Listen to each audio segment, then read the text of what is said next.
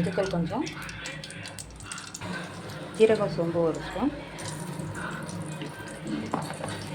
இப்போ வந்து நம்ம பன்னீரை வதக்கிக்கலாம், ஃப்ரை பண்ணி எடுத்துக்கலாம்.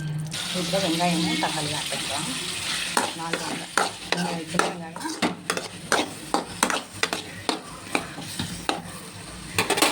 கொஞ்சம் நம்ம கழுகு போட்டுக்கலாம்.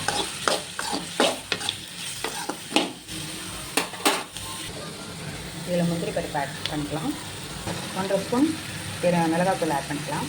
இதை அரைச்சிட்டு வந்துடலாம். அடுப்பு பற்ற வச்சுக்கலாம்.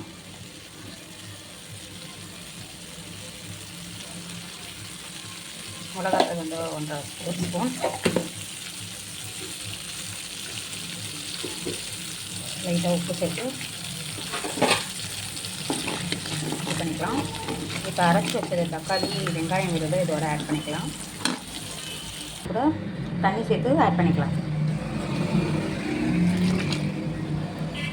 இது கூப்பிட்டு நம்ம வறுத்து வச்சிருந்த பன்னீரை இதோட ஆட் பண்ணிக்கலாம்.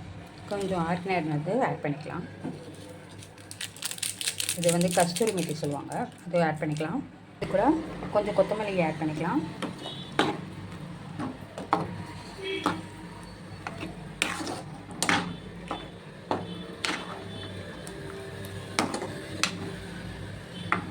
ஸ்வீட்டுக்காக நம்ம வந்து நாட்டு சர்க்கரை கொஞ்சம் ஆட் பண்ணிக்கலாம். 1 ஸ்பூன் போடுறேன். கொஞ்சம் இதோட சீஸ் சேர்த்துக்கலாம்.